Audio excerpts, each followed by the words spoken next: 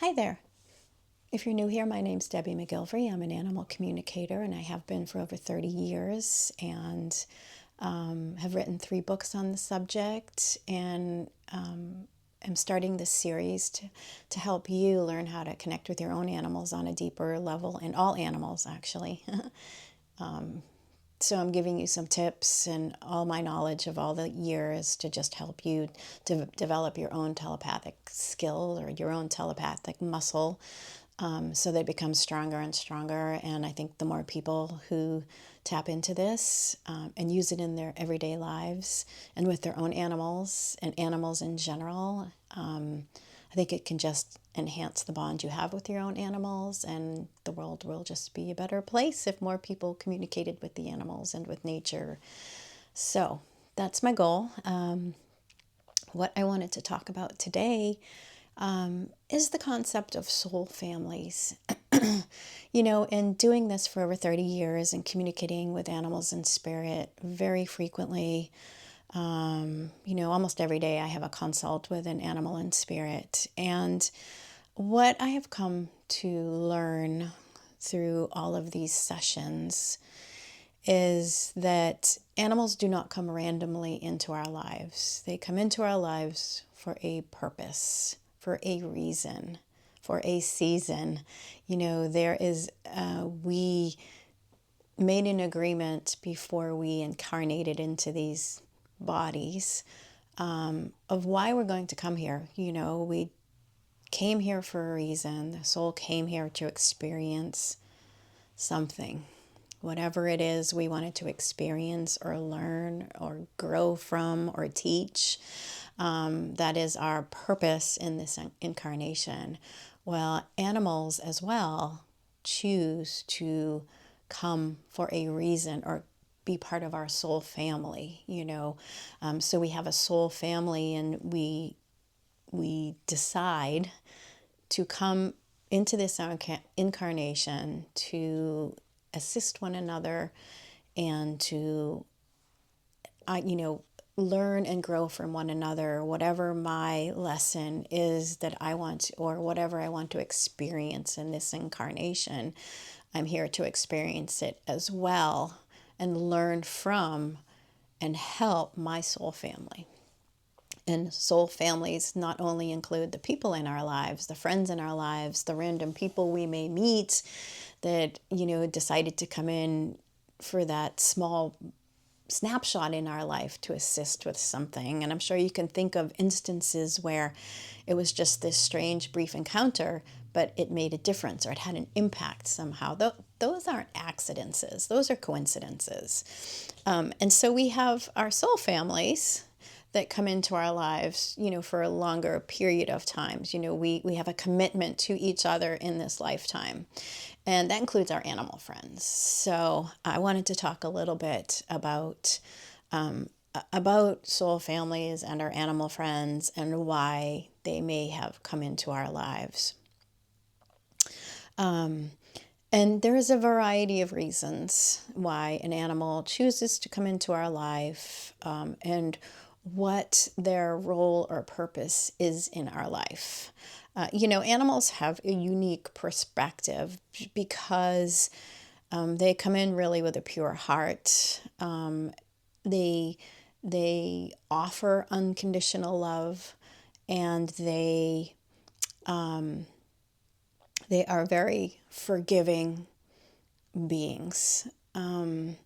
So that is a wonderful blank slate for us to bounce off of and learn from. And they choose to come to us in order to help us with something. But we also can help them with certain things in their life. And through helping them, we grow. So it really is a symbiotic relationship. And I'm sure if you kind of sat down and thought about all the animals in your life, and I have people do this in my class, I have them write down all of the animals that are in their life, alive and in spirit. and what they felt they learned from each animal. What did I learn from this animal? And I have them write it down. And then I have them think about what they thought what they thought the animal learned from them. Like, what did I offer to this animal? What did I give them in return? What did they learn from me? And then I have them think about, is there a repeating pattern with the animals that come into your life? For a while there, I had a lot of animals that came into my life with fear issues, and and someone said to me one time, well, you must have fear issues. I'm like, I don't have fear issues. I'm not afraid of anything. And it's fear in a different way. Fear doesn't mean you're just, I'm afraid of heights and things like that. Fear can manifest itself in many different ways, and so when I really sat back and kind of dug deep, I was like, oh yeah, I grew up as a really shy kid. You become afraid of speaking your voice because you're afraid you're going to be made fun of. Going into animal communication as a shy person was hard, and that was a very long time ago. And I've come a long way, but so yes, a lot of times animals will come into our lives and we'll see like these reoccurring themes, and sometimes we think, oh, it's because I need to fix those things in the animal. Well, sometimes it's something within ourselves that we also need to dig deep and look at and begin to think about what it is within ourselves that is either attracting that, or something within ourselves that needs to be rectified, made whole again, however you want to put it. It helps us, kind of learn also what changes we may need to make. Another thing to think about is, some animals, again, they have unconditional love, and a lot of times they will mirror back to us things that we need to look at within ourselves, or even health issues. I've known so many cases where an animal will take on the person's illness. And sometimes the people don't even realize they have this illness, but the animal will get it first and then they'll get it, or they'll get it and then the animal will get it. So sometimes it's such a symbiotic relationship that sometimes we take on each other's energies. So that's something else to think about. And I feel like a lot of animals come here to help us heal. That's another big, big part. My horse Finnegan, came into my life to help me find my purpose, which was animal communication. I sought out in animal communication when I was having a lot of issues with him, because he was very difficult and fearful. So as a result of that, it made me try to find ways to help him. And that's how I discovered animal communication. Had no idea what it was. And that's what made me go to my first class. And that's when I had the aha moment, or the validation with the little goat named Tyler that I talk about in an earlier video. And that's when my soul woke up. That's when my soul was like, that's it. That's what you're supposed to be doing the rest of your life. This is your calling. And anybody who has had that feeling, when you find your soul's calling, it is a hunger. You can't not think about it. You can't not delve 100% into it, which is what I did. I was hungry for it. Every cell in your being, just wants to be a sponge and absorb it and learn and grow and help and teach. So that's what, he had such a significant role in my life. So I think you can think about things like that. And animals help get us through really difficult situations. I'm sure many of you have, and I know I've talked to so many clients who've said, this animal saved my life. They got me through the hardest. If it wasn't for this animal, I don't know, where I'd be right now, or what, what my future would look like, or or where I'd be living, or, this animal, helped me. And I think that I think that's true for so many people, that animals come in our lives to, be our support. I feel like they come to help us find our purpose. They come to help, give us love and get us through difficult times. They come to show us responsibility. They keep us grounded. I know so many people that, had kind of crazy lifestyles. Then they got an animal and they become very, very grounded and stable and happy. The animals help us grow roots. So there are so many different reasons that animals choose to come into our lives and be with us. And I think if you sat down and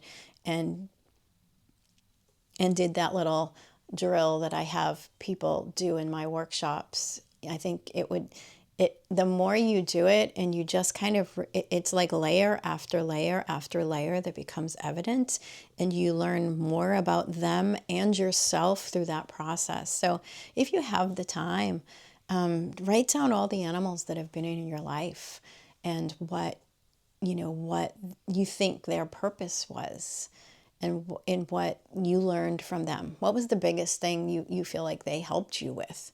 And what was the biggest thing you feel like they learned from you or you helped them with? And just kind of write that down, and then look to see if there are repeating themes, or look to feel like where, maybe their soul learned that lesson and your soul learned that lesson. So maybe they're coming back into your life, which I see very frequently. But that's another whole conversation. But animals do decide to come back into our lives again and again and again, and to be with us for different phases of our life, to help us with a different challenge, to highlight something in our life or something in their life that we have to correct. I remember I had one animal who was, ill all the time, and nothing helped. Traditional medicine didn't help. So it made me go on the hunt for holistic ways to help them. And then it kind of puts you on that path or that tangent, where, you maybe wouldn't have gone before.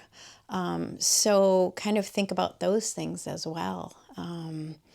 So I just kind of wanted to talk about that animals do come into our lives for a reason. We have a soul family, and sometimes we just need to trust that process of, we are here to help one another, however that may look.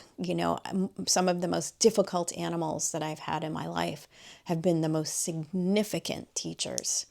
So kind of think about that. We learn sometimes a little bit quicker from when things are challenging or difficult, because we really have to dig in, and figure things out, or resolve something, or look at ourselves, look at our own energy. So sometimes difficult animals do come into our lives, but they're there for a reason, So I always tell people, just kind of think about that. Sometimes they are our greatest teachers, and they expose something deep within us that we need to put a microscope on, or heal, or evolve. So if you have a chance, do that exercise and see what comes up. See what themes, see what healing has taken place. See how you have evolved. See how the animals that are coming into your life now, what challenges do you feel like you are needing to help them with? Or you're in a new phase of your life maybe, and so maybe the themes are different. So it's just kind of something to think about and ponder on, meditate on. Find a quiet spot, and sit with your animals and just see. I'll ask them sometimes, what is it in your life that I can help you achieve that maybe I have not, and see what comes through, see what they show you. Because we are here to help one another and love one another through this process of this incarnation of life that is not always easy.